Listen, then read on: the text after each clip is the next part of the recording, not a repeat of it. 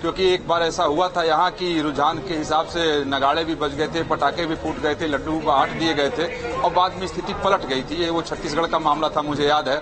तो शायद पार्टी उसको याद रखी हुई है, इसलिए पार्टी के नेताओं का कहना है कि लड्डू तो वो जरूर बांटेंगे, लेकिन थोड़े से इंतजार के बाद और थोड़ी देर के बाद।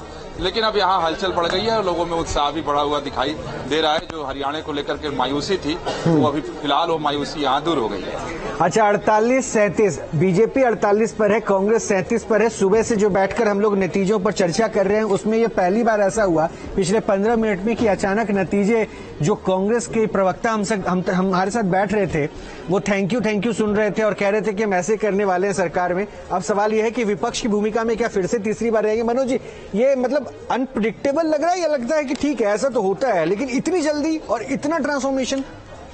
नहीं, ये देखिए ऐसा है कि देखिए पिछले आधे घंटे में जिस तरीके से चेंजेस हुए हैं, तो मेरा भी ये मानना है कि अगले आधे घंटे में भी फिर वो चेंजेस हो सकते हैं। आपको ध्यान होगा कि लोकसभा इलेक्शन में अगर हम वोट परसेंटेज की बात करें तो कांग्रेस के और बीजेपी के वोटों में बहुत ज्यादा अंतर नहीं है और 5 सीटें बीजेपी को मिली हैं और 5 सीटें ही कांग्रेस को मिली हैं।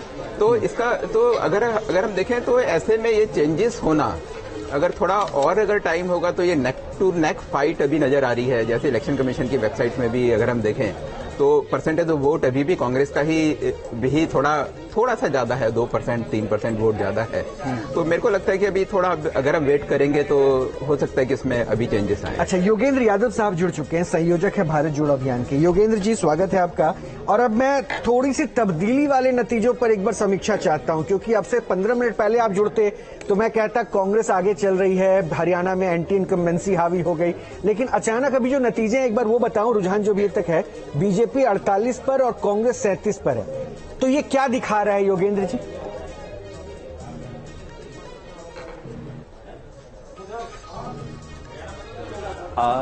मैं सचमुच हैरान हूं।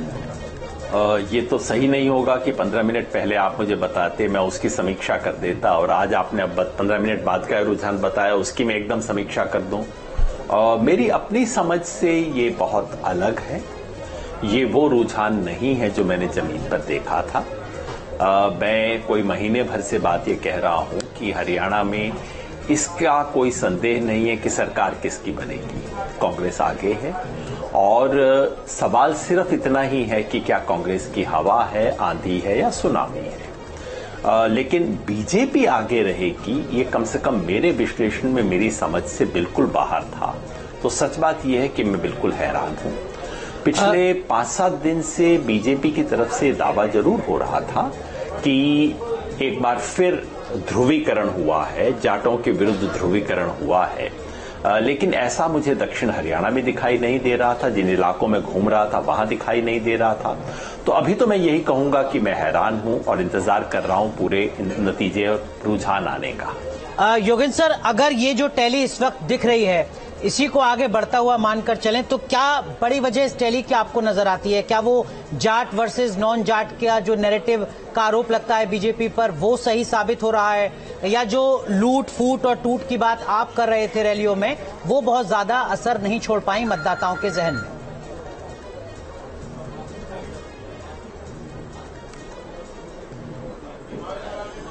अगर ये परिणाम है तो जाहिर है वो मतदाताओं के मन में नहीं आई होगी, है ना। ये तो स्वाभाविक है, मतदाताओं ने कुछ तो सोच के वोट दिया ही होगा। पर अभी से ये पूरा रुझान है और ऐसा होगा, ऐसा अभी भी मैं नहीं मान रहा, क्योंकि पिछले 1.5-2 घंटे में बहुत ज्यादा बदलाव आए हैं। एक स्टेज पे तो एक चैनल में कांग्रेस 70 सीट पे आगे दिखाई दे रही थी, अब बीजेपी आगे दिखाई दे रही है। तो मैं समझता हूं कि इसमें थोड़ा हम इंतजार करें, क्योंकि मुझे ये अभी क्लियर नहीं है कि इसमें पोस्टल बैलेट कितने हैं। पोस्टल बैलेट और दूसरे बैलेट का अंतर जब स्पष्ट लग जाएगा तो हम ज्यादा विश्वास से कह सकते हैं कि रुझान क्या है।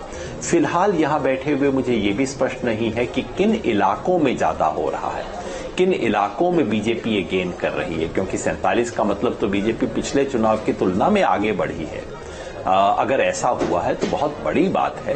किस इलाकों में हो रहा है अभी मुझे पता नहीं, अगर आप इस पे प्रकाश डाल सकें तो मैं थोड़ा और बता पाऊं। सर, हम जानकारी जुटाते हैं। हमारे साथ स्टूडियो में मौजूद हैं वरिष्ठ पत्रकार एनके सिंह सर, वो आपसे कुछ पूछना चाहते हैं। एनके सर, नहीं योगेंद्र जी, हम दोनों लगभग इसी राय से वो थे कि लगभग 2/3 बहुमत से कांग्रेस बनाएगी। और पहले भी आपके जो स्टेटमेंट्स हमने देखे, समझे, आपके आर्टिकल्स देखे, ये अचानक जो हो रहा है 15 मिनट में, और जो ट्रेंड एनालिसिस होती है, अगर आप देखें तो 1.5 घंटे अगर मेंटेन हो रहा है, बल्कि वो ऑन द इंक्रीज है। 62-65 सीटों पे कांग्रेस करीब 1-1.25 घंटे लगातार आगे रही। अचानक 15 मिनट में चीजें बदलती और एकदम रिवर्स हो जाती हैं। आपको अपने 40-50 साल के करियर में, जिसमें आपने इलेक्शन एनालिसिस सेफोलॉजिस्ट के रूप में भी की है और एनालिस्ट, पॉलिटिकल एनालिस्ट के रूप में, आपको ये विश्वास हो रहा है, इसका कोई भी टेंजिबल कारण नजर आ रहा है कि अचानक ये रिवर्स कैसे हुआ होगा? क्योंकि मैं शॉक्ड हूं, मैं बिल्कुल मतलब हतप्रभ हूं कि क्या ये सब पॉसिबल हो सकता है।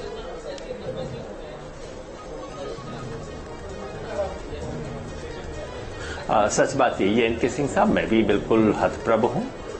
चूंकि पहले बिल्कुल सिस्टमेटिकली लग रहा था कांग्रेस ने कोई 50 का आंकड़ा क्रॉस किया, फिर 60 का आंकड़ा क्रॉस किया, लगभग 60 पे रुक गया। उसके बाद कुछ चैनल में 70 तक भी दिखाया गया, लेकिन वो 1-2 चैनल में दिखाया गया, 60 के करीब रुक गया।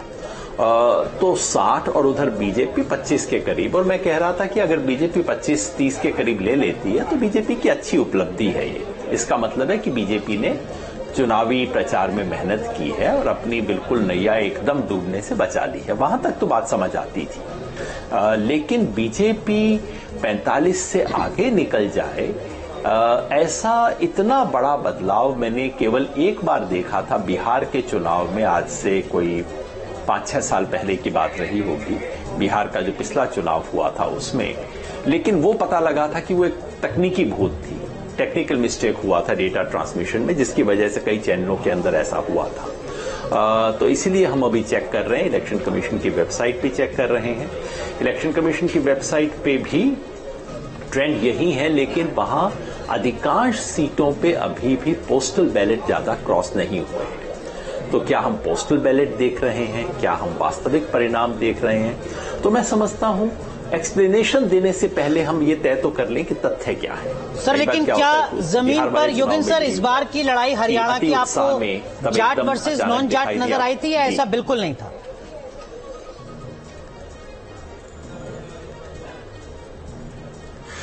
जी देखिए, हरियाणा के अलग अलग इलाके हैं। पूरा हरियाणा केवल कोई जाट है नहीं, जाट हरियाणा के अंदर कोई 24-25% के करीब है।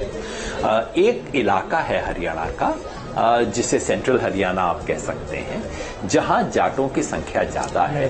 वहां जाट बनाम गैट जाट ध्रुवीकरण थोड़ा सा दिखाई दिया था, खासतौर पे चुनाव के अंतिम दिनों में। लेकिन दक्षिण हरियाणा में गैट बनाम गैर जाट का ध्रुवीकरण क्या होगा? वहां जाटों की संख्या बहुत कम है। जो जीटी रोड है वहां भी ऐसा दिखाई नहीं दे रहा था। तो इसलिए मैं अभी यही कहूंगा कि थोड़ा धीरज रखें, अभी हम थोड़ा सा और ट्रेंड्स को स्टेबलाइज होने का इंतजार करें। पिछली बार बिहार में जो हुआ था कि अचानक कंप्यूटर की गलती से डेटा